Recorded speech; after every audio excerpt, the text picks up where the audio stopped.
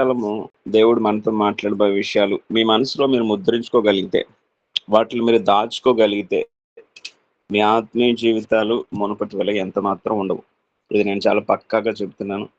ఈరోజు వినబడుతున్న వాక్యాంశాన్ని మీ మనసులో మీరు ముద్రించుకోగలిగితే, మీ ఆత్మీయ జీవితాల్లో ఒక నూతనమైన మార్పును మీరు చూస్తారు. ఇక మీదట అపవాదిని ఎదిరించడం మీకు చాలా సులువు అవుతుంది. కాబట్టి దయచేసి ఎవరు అనాలోచనగా ఉండకండి. దేవుని వాక్యాన్ని శ్రద్ధగా వినండి. ప్రార్థన పూర్వకంగా మీరు సిద్ధపడి వాక్యం ముందు కూర్చోవాల్సింది మనవి చేస్తున్నాను. సాయంకాలం అల్పుడైన నాకు కూడా ప్రభు ఇచ్చిన అవకాశాన్ని బట్టి దేవునికి నేను కృతజ్ఞతాస్తుతులు చెల్లిస్తున్నాను. సరే, వాక్యంలోంచి కొన్ని విషయాలు త్వరగా చూసే ప్రయత్నం చేద్దాం. ఎఫెసీయులకు రాసిన పత్రిక 2వ అధ్యాయము మొదటి 2 వచనాలు చదువుకుందాం. ఎవరైనా ఒక్కరు క్లియర్గా సిగ్గువారు. మీ అపరాధముల చేతను పాపముల చేతను మీరు చచ్చిన వారై ఉండగా ఆయన మిమ్మును క్రీస్తు కూడా బ్రతికించును. మీరు వాటిని చేయుచు వాయుమండల సంబంధమైన అధిపతిని అనగా అవిధేయులైన వారిని ఇప్పుడు ప్రేరేపించు శక్తికి అధిపతిని అనుసరించి ఈ ప్రపంచ ధర్మము చప్పును నడుచుకుంటిరి. ఆమేన్. ఆమేన్. దేవుడి వాక్యముల ద్వారా, వాక్యం ద్వారా మనందరినీ దర్శించును గాక, మనతో మాట్లాడను గాక. ఇప్పుడు మనం చదువుకున్న వచనం ఏదైతే ఉందో అది ఈరోజు నేను మాట్లాడబోయే విషయాలు ఏంటంటే, మన ఆత్మీయ జీవితం యొక్క ప్రాసెస్. దేవుడు మనల్ని ఏం చేశాడు, మనము ఎవరము, ఈరోజు దేవుని ప్రేమ ద్వారా, సువార్త ద్వారా మనం ఎంత బలవంతులము, మనం ఎవరో మనకు అర్థం కాకపోవటం చేతనే మనం ప్రతి చిన్న విషయానికి భయపడుతున్నాము. సాతాను మనల్ని మోసం చేస్తున్నాడు. మనం ఎవరమో మనం తెలుసుకోకూడదు అనేది వాడి ఆలోచన. మనం ఎవరమో మనకు అర్థమైపోతే వాడిని జయించడం చాలా సులువు అవుతుంది. ఈరోజు క్రైస్తవులు రక్షణ పొందిన వారే, సంఘంలో ఎన్నో సంవత్సరాల నుంచి ఉన్నవారే, వాక్యం చదువుతున్నవారే. కానీ బాధాకరమైన విషయం ఏంటంటే, దేవుడు వారిని ఎలాగను చూస్తున్నాడో తమ్మును తాము అలా చూసుకోలేకపోతున్నారు. అదే సమస్య. దేవుడు మన గురించి ఏం అనుకుంటున్నాడు, మన కోసం ఏం జరిగించాడో, మనల్ని ఎలా చూస్తున్నాడో మనల్ని మనం అలా చూసుకోకపోవడం చేత మనం బలహీనము, నా వల్ల ఏమీ కాదు, నేనేం చేయలేను, నేను చాలా చిన్నవాడిని, నా వల్ల ఏమీ జరగదు, నేను దేవుని చేతిలో ఉపయోగపడలేకపోతున్నాను, నేను మాటి మాటికి సాతాను చేతిలో ఓడిపోతున్నాను. ఇటువంటి ఆలోచనలు, అభిప్రాయాలు మనలో ఉండడానికి గల కారణం ఏంటంటే, దేవుని వాక్యాన్ని మొదట విశ్వసించకపోవడము, దేవుని వాక్యములో నుంచి మనల్ని మనం చూసుకోకపోవడం. మన సామర్థ్యాల్ని, మన బలాల్ని, మన కళ్ళ ముందు కనబడుతున్న మన జీవిత పరిస్థితులను చూపిస్తూ అపవాది మాట్లాడతాడు. అది అబద్ధం. మీరెవరు అనేది ఈరోజు ప్రజలు మీ గురించి ఏం మాట్లాడుకుంటున్నారు, మీ జీవితాల్లో ఉన్న పరిస్థితులు ఏంటి, మీకున్న సామర్థ్యం ఏంటి ఫిజికల్గా, ఇది మీరు కాదు. దేవుడు తన వాక్యములో మీ గురించి ఏమి చెప్పాడో అదే మీరు. అందుకే అపోస్తలులు చెప్తారు, మేము వెలిచూపు వలన నడుచుకునే వారము కాదు, విశ్వాసము వలన నడుచుకొనిచున్నాము అని చెప్పారు. This is the Christian life process. దేవుని ప్రజలు నడవవలసిన జీవన విధానం అది. అసలు ఈ విధానం మీ జీవితాల్లో మీరు ప్రారంభించకపోతే మీ జీవితాంతం కూడా అపవాది మిమ్మల్ని మోసం చేస్తూనే ఉంటాడు. మన ప్రభు అయిన యేసుక్రీస్తు శిలువ ద్వారా దేవుడు మనకిచ్చిన బలాన్ని కానీ, శక్తిని కానీ మీరు ఎప్పటికీ అనుభవించలేరు. కాబట్టి గుర్తుపెట్టుకోండి, మనం వెలిచూపును బట్టి నడుచుకునే వారం కాదు. వెలిచూపు ఏం చెబుతుంది? నువ్వు ఫలానా కులానికి చెందిన వాడివి, నువ్వు బలహీనుడివి, నీ వల్ల ఏమీ కాదు అని చెబుతుంది వెలిచూపు. కానీ విశ్వాసం ఏం చెబుతుందో తెలుసా? నువ్వు దేవుని కుమారుడివి అని చెబుతుంది, నువ్వు దేవుని బిడ్డవి అని చెబుతుంది, దేవుని ఆత్మ నీలో ఉన్నాడని చెబుతుంది. కాబట్టి వెలిచూపును బట్టి నడుచుకోవడం మానేయండి. దయచేసి అర్థం చేసుకోవడానికి ట్రై చేయండి. దేవుని మార్గాల్లో నడవడం అభ్యాసం చేయండి. దేవునితో నడవడానికి ఒక రోజు గంట శ్రద్ధగా వాక్యం వింటే సరిపోదు, రెగ్యులర్గా సండే అటెండ్ అయిపోతే సరిపోదు. మీ సుఖాలు, మీ సంతోషాలు, మీ ఇష్టాలు అన్నీ పక్కన పెట్టి ఒక పరిపూర్ణమైన దృష్టి దేవుని మార్గం మీద పెట్టకపోతే ఆ మార్గాలు మీకు అర్థం కావు. ఈరోజు దైవజనుడిగా నేను కానీ, పరిశుద్ధాత్మ దేవుడు కానీ బాధపడే విషయం ఏంటంటే, ఎందుకు ప్రభు నీ ప్రజల కోసం నువ్వు అంత చేసి ముగించిన తర్వాత కూడా నీ ప్రజలు ఎందుకు బలహీనంగా ఉండిపోతున్నారు? నీ ప్రజలు ఎందుకు బలహీనంగా బ్రతుకుచున్నారు? ఒక ఒక ఒక పిల్ల బచ్చ అపవాది మీ ముందు పిల్ల బచ్చవాడు. వాడు మిమ్మల్ని ఆడించడం ఏంటి? వాడు మిమ్మల్ని మోసం చేయడం ఏంటి? వాడు మిమ్మల్ని గెలవడం ఏంటి? వాడిని ఎప్పుడో ప్రభు సిలువలో ఓడించేశారు. వాడికసలు బలమే లేదు, శక్తే లేదు, ఏ సామర్థ్యము లేదు. కానీ వాడి జీవితంలో వాడిని మీరు ఆడుకోవలసిన వారై ఉండగా, వాడిని మీరు లొంగ తీసుకోవలసిన వారై ఉండగా, మీ జీవితాలతో వాడు ఆటలాడుకుంటున్నాడు ఈరోజు. ఎంత భయంకరమైన విషయం ఇది. ఎందుకు మనం ఈ పరిస్థితిలో బ్రతుకుతున్నాము? సో కారణం ఏంటంటే వెలిచూపును బట్టే ఇంకా బ్రతకడం మనం నేర్చుకుంటున్నాం. వెలిచూపును బట్టే మనుషుల మాటలు, మనుషులు నీ గురించి ఏం చెబుతున్నారు దాన్ని నువ్వు తీసుకుంటావు తప్ప, దేవుడు నీ గురించి ఏం చెబుతున్నాడో దాన్ని తీసుకో. సో దయచేసి ఈ విషయాన్ని బాగా గుర్తుపెట్టుకోండి. అది మన జీవన స్టైల్, అది మనం జీవించవలసిన జీవన విధానం. అది మేము వెలిచూపును బట్టి కాదు, అది వాళ్ళ గురించే కాదు, యావత్ క్రైస్తవ్యం రక్షణ పొందినవాడు, యేసుక్రీస్తుని అంగీకరించిన వాడు, దేవుని రాజ్యంలో చేరిన ప్రతి ఒక్కడు నడవలసిన విధానం అది. సో కాబట్టి ఇప్పుడు మనం చదువుకున్న వచనంలో వాక్యం చెబుతున్న విషయం ఏంటంటే, అది మన ఆత్మీయ జీవితంలో ప్రారంభ పరిస్థితి. మనం యేసుక్రీస్తు ప్రభు దగ్గరికి వచ్చిన తర్వాత, మన పరిస్థితి అది. యేసు ప్రభు దగ్గరికి ఇంకా రాకమునుపు ఆయన మనల్ని జ్ఞాపకము చేసుకునే పరిస్థితికి, ఆయన సువార్త మన దగ్గరకు వచ్చే పరిస్థితికి మనం ఎలా ఉన్నాము అనేది అక్కడ వచనము. ఎలా ఉన్నాం మనము? పాపముల చేత, అపరాధముల చేత చచ్చిన స్థితిలో ఉన్నాం. దేవుడు మనల్ని జ్ఞాపకం చేసుకునేటప్పటికి మన పరిస్థితి అది. సో మీరు పెద్ద ఇంట్లో ఉన్నారా, మీరు డబ్బులు కలిగి ఉన్నారా, బంగారం కలిగి ఉన్నారా, ఇది కాదు ఫిజికల్ గా. అందుకే నేను చెప్తున్నాను, వెలిచూపును బట్టి చూస్తే ఇవే మీకు కనబడతాయి. అంతరంగ దృష్టి, ఆత్మీయ దృష్టిని మనం నేర్చుకోవాలి. దేవుడు మనం చూసేటప్పటికి మనకి పెద్ద బిల్డింగ్ ఉన్నా, మనకి పెద్ద బంగారం ఉన్నా, ఈ లోకంలో పేరు ప్రఖ్యాతులు ఉన్నా, దేవుని వాక్యం చెబుతుంది ఆయన రక్తంలో ఇంకా నువ్వు కడగబడలేదు, అప్పటికి నీకు సువార్త తెలియదు.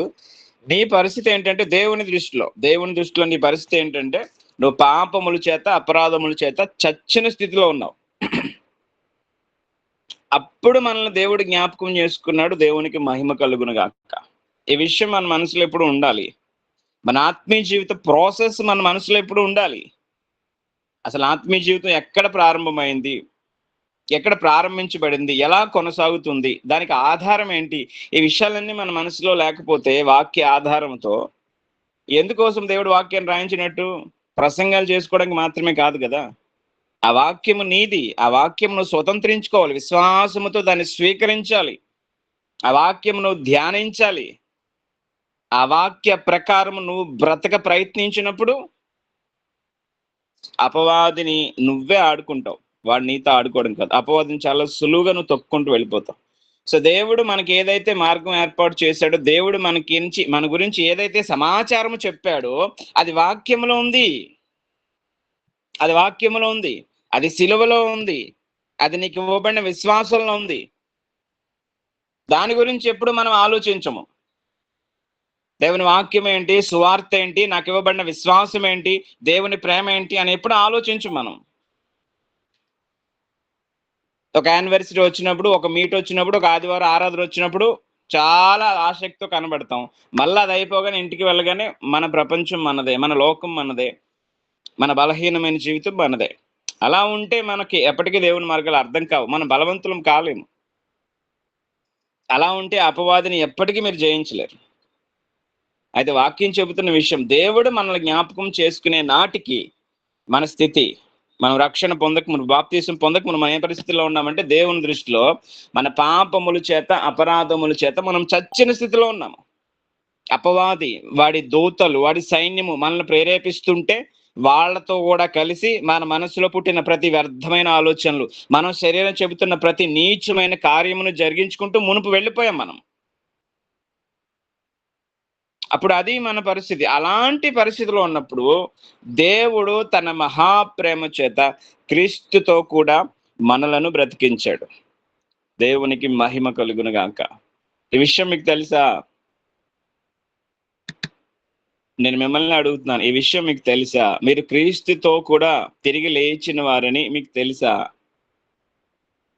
మీరు పలానా సంఘంలో సభ్యులు, మీరు పలానా చర్చిలో విశ్వాసులు, లేదా మీరు పలానా మీట్లో సభ్యులు. సో ఇది కాదు మీ మైండ్లో ఉండవలసింది.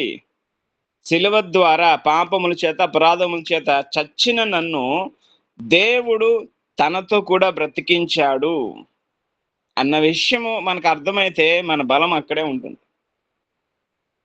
యోహాను సువార్త 1వ అధ్యాయము 12, 13 వచనాలు.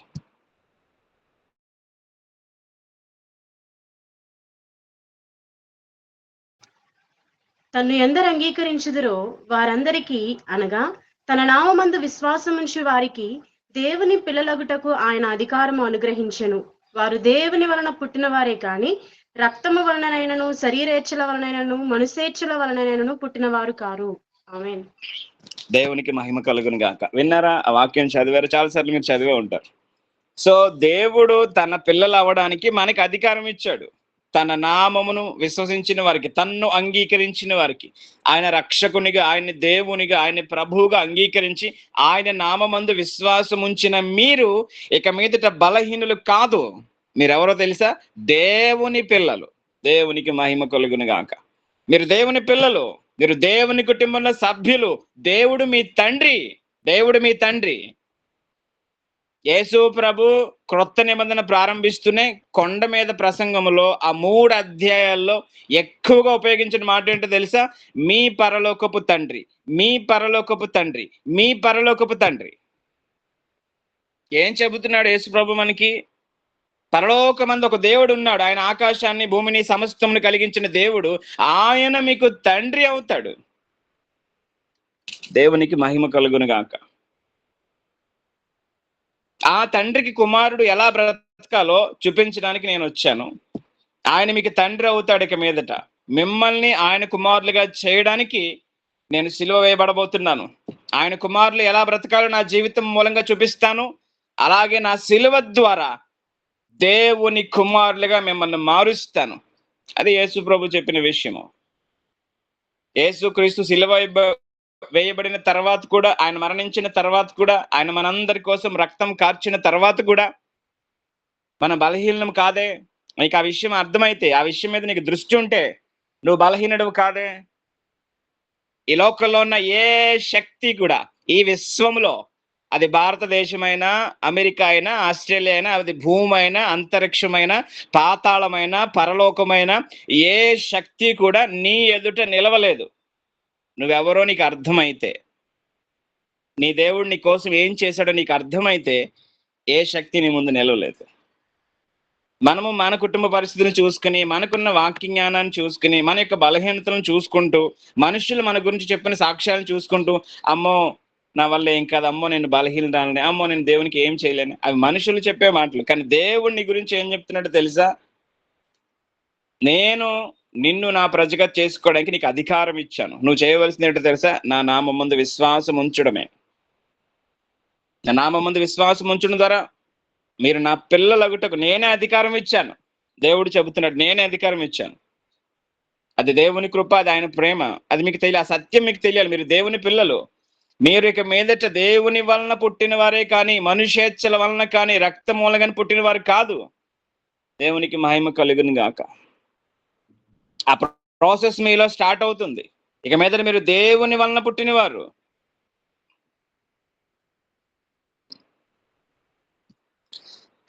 దేవుని మాట ద్వారా మీకు బలం వస్తుంది. దేవుని సన్నిధిలో గలపడం ద్వారా బలం వస్తుంది. ఈ లోకంలో మీకు సంతోషం ఉండదు, ఈ లోకంలో మీకు ఆనందం ఉండదు. పాపం అంటే అసహ్యం పుడుతుంది. దేవుని వాక్యము, ఆయన సన్నిధి తప్ప మీకు వేటి యందు ఆనందం ఉండదు. ఎందుకో తెలుసా? మీరు ఇక మీదట దేవుని వలన పుట్టినవారు. ఉందా ఈరోజు దేవుని వాక్యం మీద ఆనందం ఉందా? దేవుని సన్నిధి ఆనందం ఉందా? లోకం మీద అసహ్యం ఉందా? పాపం మీద ద్వేషం ఉందా? ఇవేవి మనలో లేవంటే మనం ఇంకా దేవుని ప్రజలుగా పరిపూర్ణంగా కాలేదు అనే విషయాన్ని గ్రహించాలి. దేవుడైతే ఆయన ఏ లోటు మనకు చేయలేదు. దేవుడు తాను చేయవలసిన బాధ్యత అంతా సంపూర్ణంగా నెరవేర్చాడు. దాన్ని నువ్వు స్వీకరించడంలో, తీసుకోవడంలో నీ యొక్క నిర్లక్ష్యము, నీ యొక్క అవిధేయత, నీ యొక్క అజ్ఞానమే నిన్ను బలహీనుడిగా ఉంచుతుంది. దేవుడు కొందరిని వాడుకుని కొందరిని వాడుకోకుండా ఉండడానికి దేవుడు పక్షపాతి కాదు కదా. ఆయన మనలాంటి మనుషుడు కాదు కదా. ఆయన అందరికి ఒకే ప్రేమనిచ్చాడు. ఆయన అందరిలా ఒకే కృపను చూపిస్తున్నాడు. ఆయన అందరికి ఒక్కటే అధికారమునిచ్చాడు. కాబట్టి తన నామమందు విశ్వాసం ఉంచిన వారిని, ప్రభువుని అంగీకరించిన వారు, మీరు దేవుని పిల్లలు అనే సత్యం మీకు తెలియాలి. మీ మైండ్‌లో ఉండాలి. మీరు దేవుని పిల్లలు. మీరే వర్గంలో పుట్టినా, మీ తల్లిదండ్రుల పేర్లు ఏదేమైనా, మీ ఎలాంటి పరిస్థితుల్లో ఉన్నా, మీరు ప్రభువుని అంగీకరించారా? ఆయన నామమందు మీకు విశ్వాసం ఉందా? ఆయన మీకోసం ప్రాణం పెట్టడానికి, మీ పాపములు ఏ పాపపు స్థితిలో మీరున్నారో అందులోంచి విడిపించడానికి ఆయన వచ్చాడు అనే విషయం మీకు అర్థమైతే మీరు ఆయన పిల్లలు.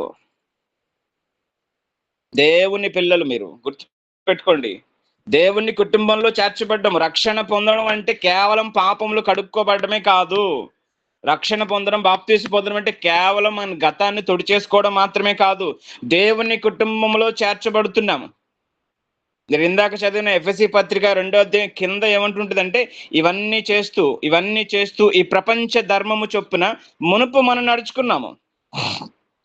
మునుపు ఈ ప్రపంచ ధర్మం చొప్పున మనం నడుచుకున్నాము.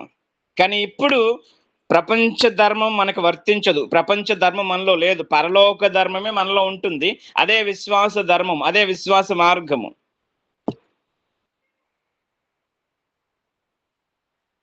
రక్షణ పొందిన ప్రజలుగా, బాప్తీసం పొందిన ప్రజలుగా, యేసు ప్రభువుని అంగీకరించిన ప్రజలుగా మన హృదయాల్లో, మన మనసులో ఆలోచన ఏంటంటే, నేను రక్షణ పొందిన వ్యక్తిని.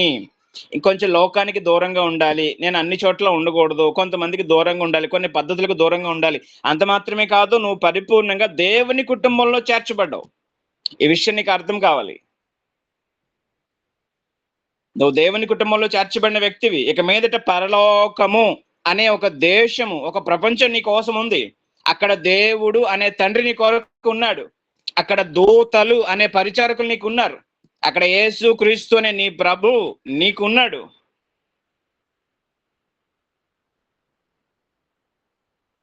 కొలసి పత్రికలో ఏం చెబుతాడు? రక్షణ అంటే, రక్షింపబడ్డం అంటే అంధకార సంబంధమైన అధికారంలోంచి, సాతాను చేతిలోంచి మనం విడుదల పొంది, అప్పటి వరకు మన మీద ఉన్న వాడి ప్రభావం, అధికారం అంతా తీసేసి, తాను ప్రేమించిన తన కుమారుని యొక్క రాజ్య నివాసులుగా చేసెను అనే మాట అక్కడ ఉంటుంది.